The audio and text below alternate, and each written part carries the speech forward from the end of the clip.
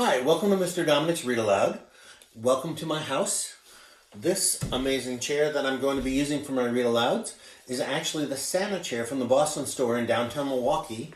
When Boston store closed, we got it and it came to our house, so it lives in my living room now. Today's story, number one in this series, is called A Bad Case of Stripes. It's by the author and illustrator David Shannon. So David did both the words and the pictures. And it's an amazing book I like a lot. And it's about being true to who we are, to knowing who we are, and not being afraid to tell other people that this is me. So, what I want you to think about as we read this story together is, who are you? What makes you unique? What makes you different? How can you celebrate what makes up you? A Bad Case of Stripe, written and illustrated by David Shannon. Camilla Cream loved her lima beans, but she never ate them. All of her friends hated lima beans, and she wanted to fit in. Camilla was always worried about what other people thought of her. Today she was fretting even more than usual. There were so many people to impress.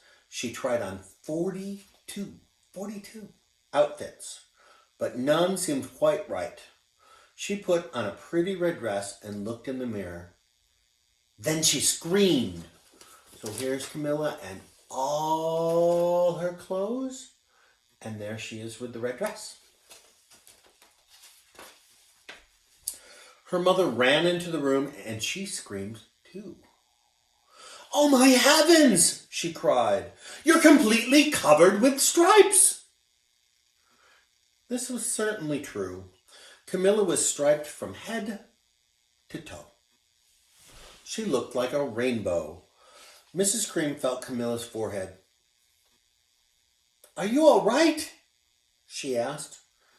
"I feel fine," Camilla answered. "But just look at me!" "You get back to bed this instant," her mother ordered. "You're not going to school today."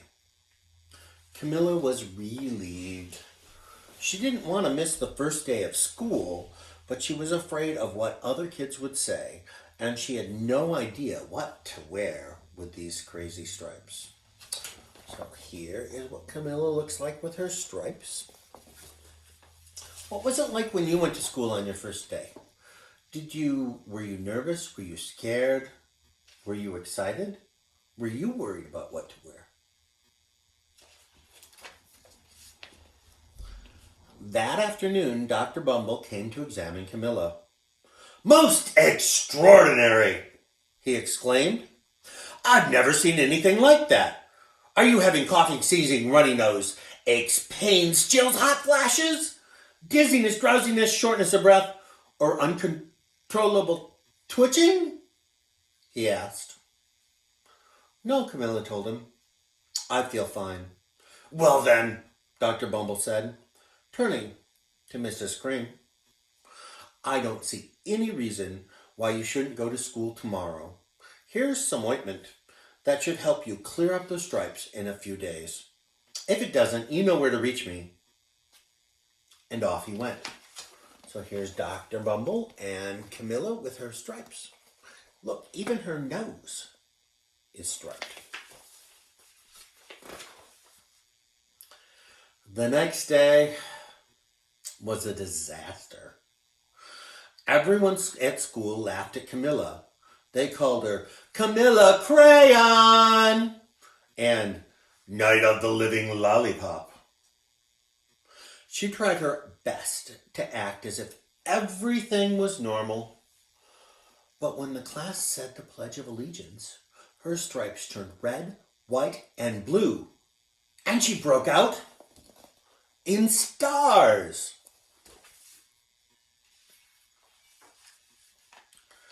The other kids thought that this was great. One yelled out, "Let's see some purple polka dots!" Someone else shouted. Sure enough, Camilla turned all purple polka dotty. Someone else shouted, "Checkerboard!" and a pattern of squares covered her skin. Soon everyone was calling out different shapes and colors, and poor Camilla was changing faster than you can change the channel on TV.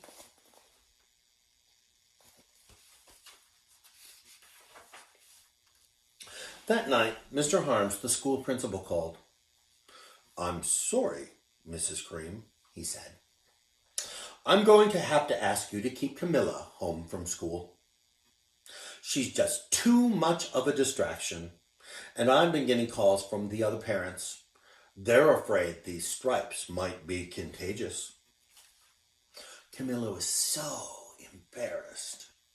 She couldn't believe that 2 days ago everyone liked her, and now nobody wanted to be in the same room with her.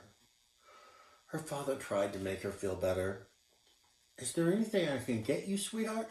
he asked. "No, thank you," sighed Camilla. What she really wanted was a nice plate of lima beans, but she had been laughed at enough for one day. So here's Camilla and her mom and dad talking on the phone to her principal. Well, yes, I see," Dr. Bumble mumbled when Mr. Cream phoned the next day. "I think I'd better bring in the specialists." "We'll be right over." About an hour later, Dr. Bumble arrived with 4 people in long white coats. He introduced them to the Creams. "This is Dr. Grop, Dr. Sponge, Dr. Cricket, and Dr. Young." Then the specialists went to work on Camilla. They squeezed and jabbed, tapped and tested. It was very uncomfortable.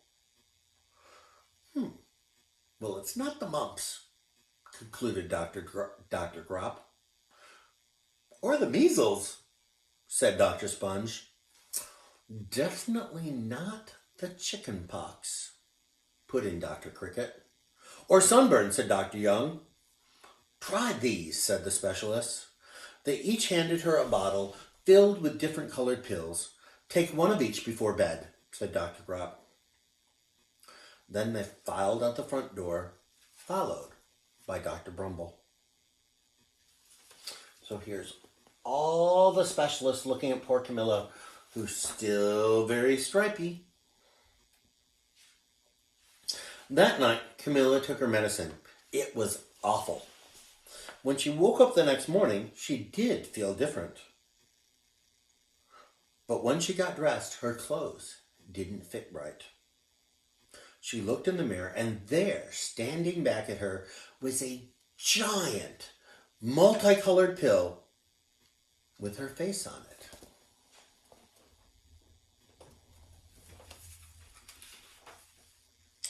Dr. Bumble rushed over as soon as Mrs. Cream called, but this time, instead of the specialist, he brought the experts. Dr. Gord and Mr. Millen were the finest scientific minds in the land. Once again, Camilla was poked and prodded, looked at and listened to. The experts wrote down lots of numbers. Then they huddled together and whispered. Dr. Gord finally spoke. "It might be a virus," he announced with authority. Suddenly, fizzy little virus balls appeared all over Camilla. "Or possibly some form of bacteria," said Mr. Mellon. Out popped squiggly little bacteria balls. "Or it could be a fungus," added Dr. Gord. Instantly, Camilla was covered with different color fungus blotches. The experts looked at Camilla, then at each other. "We need to go over these numbers again and get back at the lab," Dr. Gord explained. "We'll call you in the morning when we know something." But the experts didn't have a clue, much less a cure.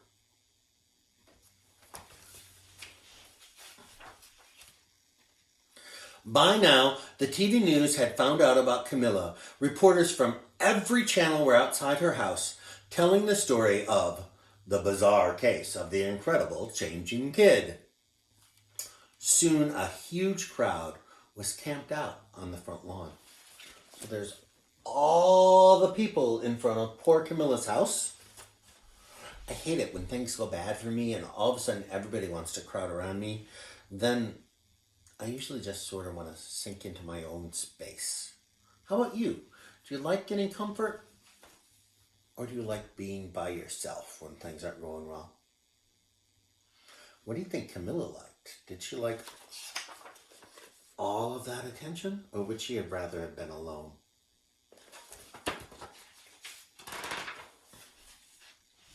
The Creams were swamped with all kinds of remedies from psychologists, allergists, herbalists, nutritionists, psychics, an old medicine man, a guru, and even a veterinarian.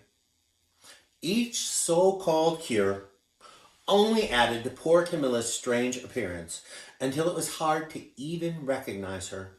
She sprouted roots and berries and crystals and feathers and a long furry tail. But nothing worked.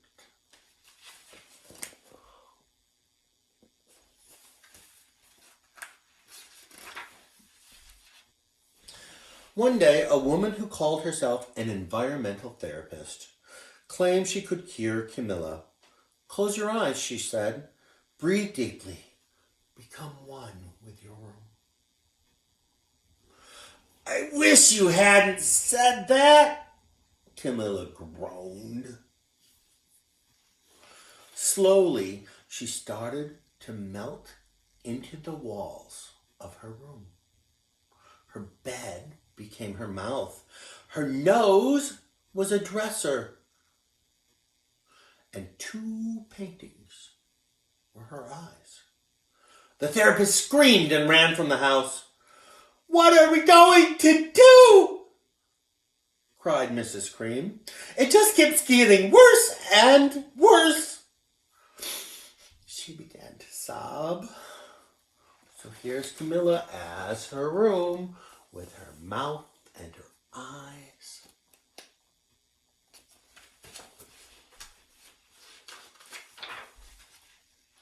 At that moment, Mr. Cream heard quite a little knock from the front door. He opened it, and there stood an old woman who was just as plump and sweet as a strawberry. Excuse me, she said brightly, but I think I can help. So there's the woman.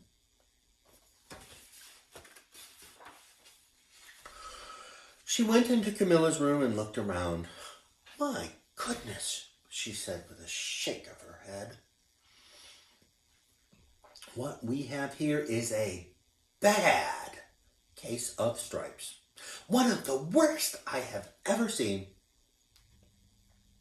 She pulled a container of small green beans from her bag. Here, she said, these might do the tricks. Are those magic beans? Asked Mrs. Cream. Oh my, no, replied the kind old woman. There's no such thing. These are just plain old lima beans. I'll bet you'd like some, wouldn't you? She asked Camilla. Camilla wanted a big, heaping plate full of lima beans more than just about anything in the world. But she was still afraid to admit it. Yuck, she said. No one likes lima beans, especially me. Oh dear, the old woman said sadly.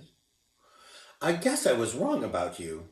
She put the beans back in her bag and started towards the door. Camilla watched the old woman walk away. Those beans would taste so good. And being laughed at for eating them was nothing compared to what she'd been going through. She finally couldn't stand it. Wait, she cried.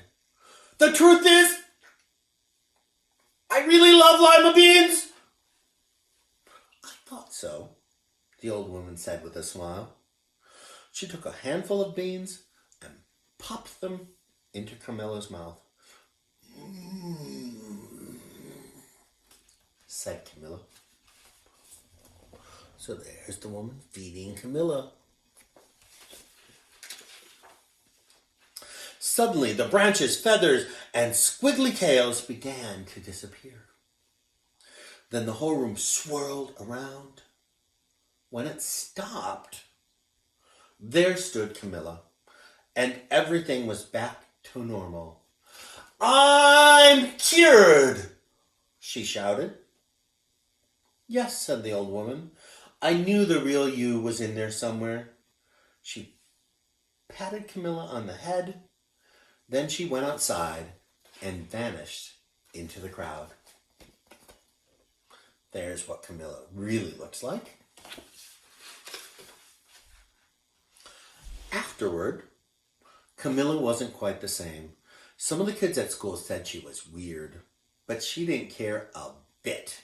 She ate all the lima beans she wanted, and she never had even a touch of the stripes again. So there's Camilla with her lima beans, enjoying being herself. I hope you all enjoy being yourself and that you've had some time to think about what the things are that make you you. I'm proud of you for being who you are, as I'm sure are your parents and your grandmas and your grandpas and your aunts and uncles and brothers and sisters. And I hope you're doing as best you can be to be the best you can be as we quarantine and we don't get to see each other every day. Take care.